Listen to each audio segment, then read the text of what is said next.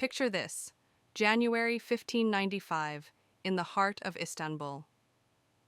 A new sultan has just taken the throne of the Ottoman Empire, one of the most powerful empires on earth. His name? Mehmed III. But here is the thing. His coronation was not celebrated with joy and fireworks. No, it was marked by something far more sinister, something that would haunt history forever.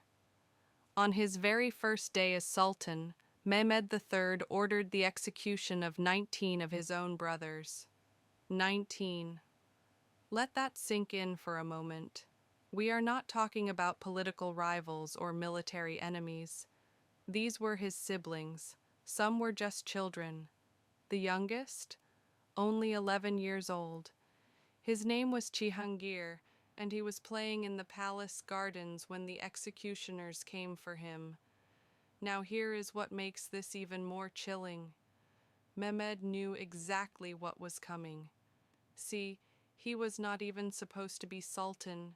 He was just one of many princes, living a comfortable life as a provincial governor in Manisa.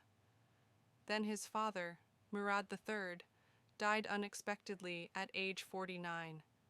Some say it was natural causes. Others whisper about poison. We will never know for sure. But the moment Murad's heart stopped beating, a race against time began. Because in the Ottoman Empire, whoever reached the palace first and secured the throne got to live. Everyone else? Dead. Mehmed got the news through a secret messenger sent by his mother, Safiye Sultan. Now, Safiye was not just any mother. She was one of the most cunning and powerful women in Ottoman history. She had been Murad's favorite consort for decades, and she had been preparing for this moment her entire life. She knew the game, and she knew how to play it. She sent Mehmed a coded message hidden in a seemingly innocent letter. The code, simple but brilliant. If the news was good, the letter would be sealed with black wax. If it was bad, if another prince had seized power, it would be red. Mehmed saw the black wax and knew. His father was dead, and he needed to move. Fast. The journey from Manisa to Istanbul normally took about 2 weeks. Mehmed did it in 8 days, riding almost non-stop, changing horses at every opportunity. Can you imagine the psychological torture? Every mile wondering if one of your brothers had beaten you to it, knowing that if they had, your own execution order was probably already written. When he finally reached Topkapi Palace, exhausted and filthy from the road, he was met with an eerie silence. The palace guards bowed. The officials prostrated themselves. His mother embraced him with tears in her eyes. He had won, but winning came with a price tag written in blood. Now, you might be thinking, how could anyone do something so horrific? Well, here is where it gets complicated. This was not just some psychotic episode. This was actually legal. It was called the Law of Fratricide, and it had been Ottoman policy for nearly 150 years. The logic was brutal but simple. Prevent civil war at any cost. See, when an Ottoman sultan died, all his sons, whether from wives or concubines, had an equal claim to the throne. And what does that lead to? Bloody succession wars that could tear the empire apart and kill thousands. The Ottomans had learned this lesson the hard way. In 1402, after Sultan Bayezid I was captured by Tamerlane, his 4 sons spent 11 years fighting each other for the throne. 11 years of civil war, cities burned, armies destroyed, the empire nearly collapsed. When the dust settled, only one brother remained alive, and he had had to kill the other 3 to get there. So Mehmed's great-great-grandfather, Mehmed the Conqueror, the guy who conquered Constantinople itself, made it official law. Whichever of my sons inherits the throne, It behooves him to kill his brothers in the interest of world order. World order, that is what they called it. Kill a dozen to save thousands. Cold, calculated, and absolutely terrifying. But here is what makes Mehmed III's story even more tragic. By most accounts, he did not actually want to do it. Contemporary historians described him as sensitive, artistic, even weak-willed. He loved poetry and music. He enjoyed hunting and luxury. Violence? Not really his thing. When the Grand Vizier and the other officials came to him that first night, they did not ask. They insisted. "Your Majesty," they said, "the law is clear. Your brothers live, and the empire dies. What will you choose?" His mother, Safiye, reportedly told him, "You must do this, my son. If you do not, one of them will do it to you tomorrow." And she had a point, because that is exactly what would happen.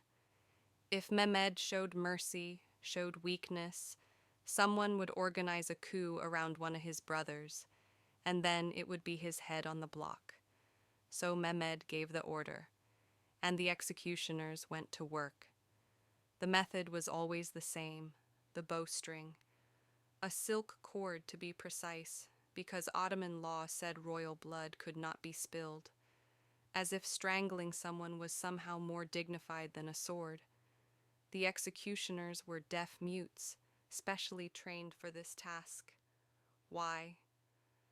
So they could not hear the victim's pleas or reveal any secrets they might overhear.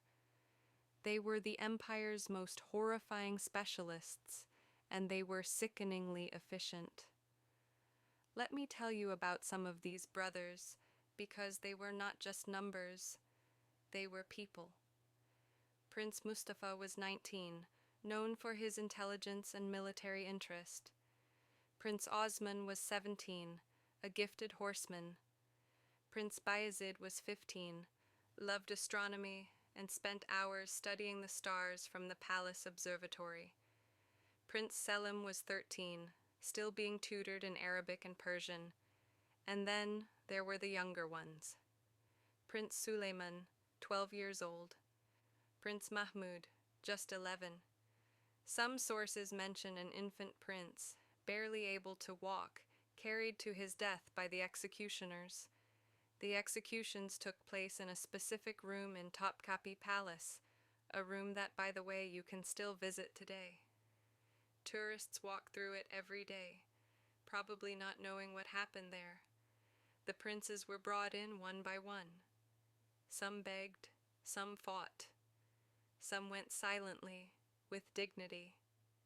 Historical accounts, and yes, people recorded this stuff, say that one of the older princes actually managed to overpower his executioner and tried to run.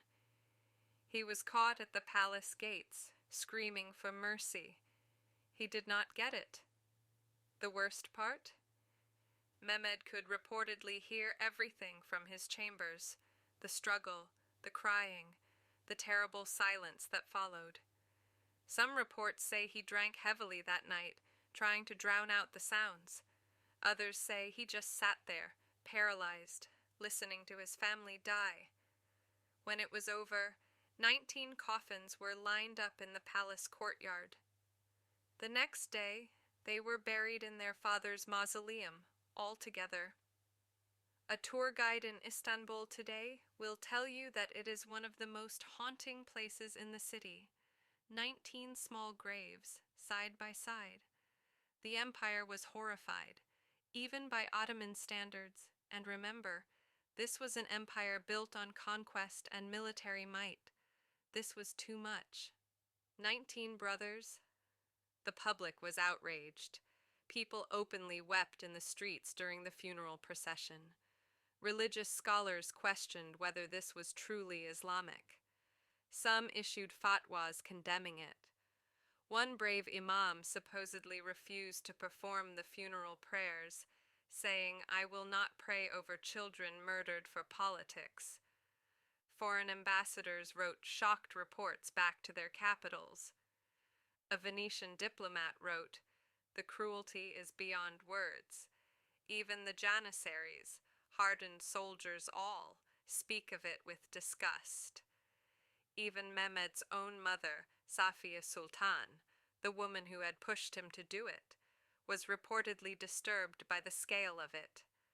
According to some sources, she visited the mausoleum every day for weeks afterward, praying and crying.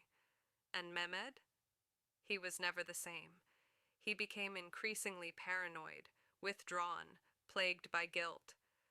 Court records show he started having violent nightmares. He would wake up screaming, claiming his brothers were standing around his bed, staring at him with dead eyes.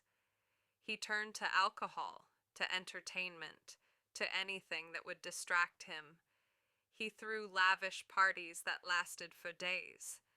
He went on excessive hunting trips, sometimes disappearing into the forests for weeks. Anything to escape the palace where it happened. His reign lasted 13 years, and it was not particularly glorious. Sure, he won some military victories.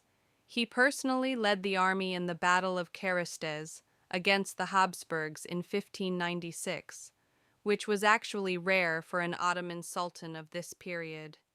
But even that victory was Pyrrhic, costly, and incomplete. The empire faced continuous wars, internal problems, economic troubles. And through it all, Mehmed was seen as a weak, guilt-ridden ruler who would rather be anywhere but on the throne he had killed for. Here is a darkly ironic detail. Mehmed was terrified of assassination, absolutely paranoid. He had food tasters, rotated his bedroom every night, trusted almost no one. The man who had killed 19 people to secure his power lived every day in fear that someone would do the same to him. He died in 1603 at age 37. Some say it was natural causes, diabetes maybe. Others, of course, whisper about poison. His son Ahmed found him dead in his bed, and according to palace records, one of the first things Ahmed said was, "I will not do what my father did." And he did not. Ahmed I, just 13 years old when he became sultan, refused to follow the tradition. He had a younger brother, Mustafa, and everyone expected the order to come. The executioners prepared. The officials waited. But Ahmed said no. Instead, he had Mustafa imprisoned in a gilded cage inside the palace. Comfortable, but confined. Alive, but powerless. This was revolutionary. The court was shocked. Some officials argued it was dangerous, that it broke centuries of tradition. But Ahmed held firm. And you know what? The empire did not collapse into civil war. The system worked. From then on, the Ottomans shifted to this new system, keeping princes imprisoned in what they called the cafes, the cage. It was still brutal, still a form of psychological torture. Princes spent decades locked in luxurious apartments, forbidden to leave, forbidden to marry, forbidden to have children. Some went mad from the isolation, but at least they were not being murdered en masse. And it all changed because Mehmed III's fratricide was so shocking, so excessive, that even the Ottoman Empire, which had seen centuries of violence, said enough. So here is what we are left with. Was Mehmed III a monster, or was he a victim of a monstrous system? He made a choice, a horrible, unforgivable choice, but it was a choice his entire culture, his entire government, his entire legal system told him was correct, even necessary. The Grand Vizier insisted, his mother insisted, the law insisted. But here is the thing about being sultan. You have absolute power. Mehmed could have said no. He could have changed the law right there, on day one. Yes, it would have been risky. Yes, it would have been unprecedented. But he had the power to do it. He did not, and 19 young men died because of that decision.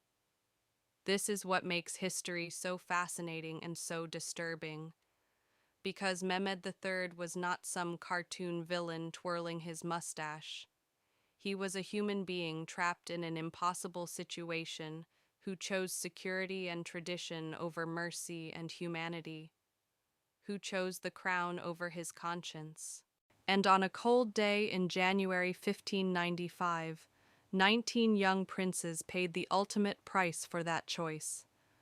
Their names are mostly forgotten now, but their deaths changed the course of an empire. And somewhere in Istanbul, in a quiet mausoleum that tourists pass by every day, 19 graves stand side by side, a silent testament to the price of power. If this story left you stunned, if it made you think about the dark side of power and the impossible choices people face throughout history, hit that like button. Because stories like these, the ones they do not teach you in school, the ones that make you question everything you thought you knew about history, these are the stories that matter. And here is the thing, Mehmed III's story is just the tip of the iceberg. History is full of these jaw-dropping, mind-bending tales of power, betrayal, survival, and human nature at its most extreme. Emperors who went mad, queens who changed the world, battles that should have been impossible, secrets that stayed buried for centuries. We are digging them all up, one story at a time. So if you want more content that makes you say, wait, that actually happened, subscribe and hit that notification bell. Because trust me, we are just getting started. Drop a comment and let us know. Could you have made the choice Mehmed made? Is there ever a justification for something like this? We actually want to know what you think. Thanks for watching, and remember, the craziest stories in history are not fiction, they are real, and they are waiting to be told.